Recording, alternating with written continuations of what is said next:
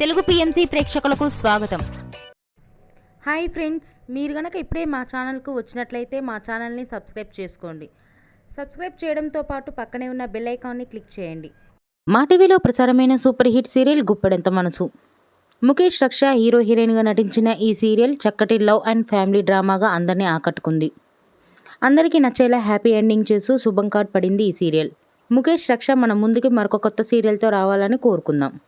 తాజాగా ముఖేష్ తన లేటెస్ట్ వీడియోని అభిమానులతో పంచుకున్నాడు. ఆ వీడియోని మనం కూడా చూసేద్దాం.